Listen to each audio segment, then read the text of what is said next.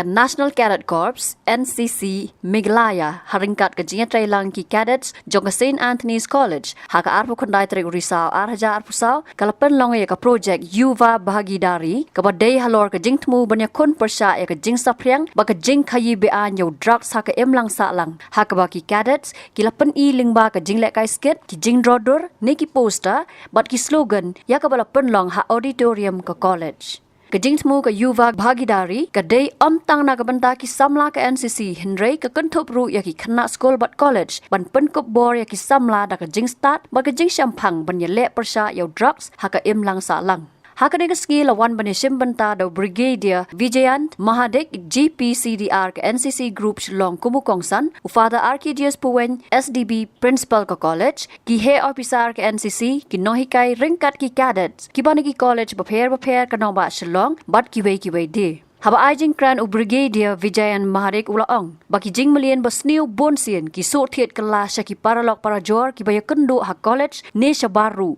pat kalaru ban sapriang syaki bahayeng hasam Your friends and your family also.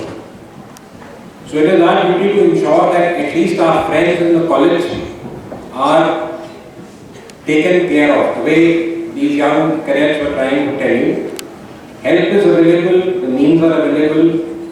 It's only your willpower and your compassion towards your friends which will help them, all those who require help.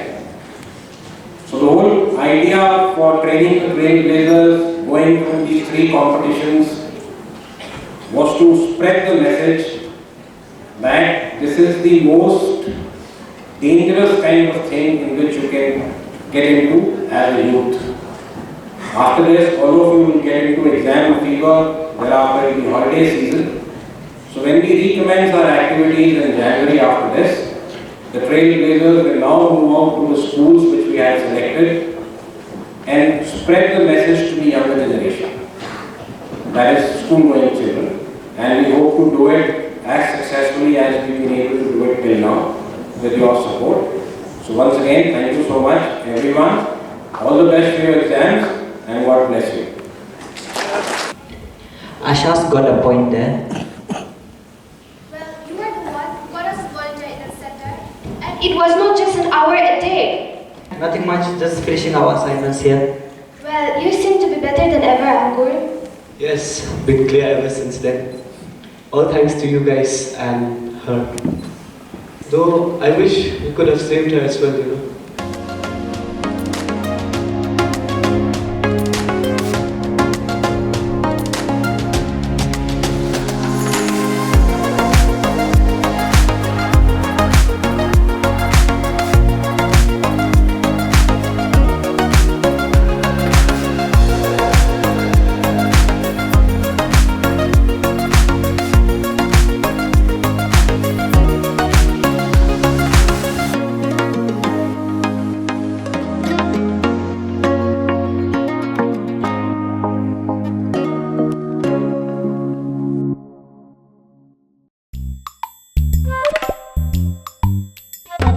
Habatin, pej bahagi ki sharp plus F.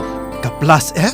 Hakabam bangibam duna ki eki batay kamet. Namar kata habatiru atau kau kamlo ka umpnyang kadut pej ya ka sharp plus F haka jingsom.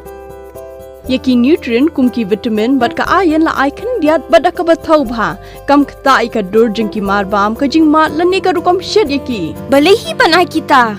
Kadon ka we ka jing mentoy ba kongsan. Ka kot ka kia.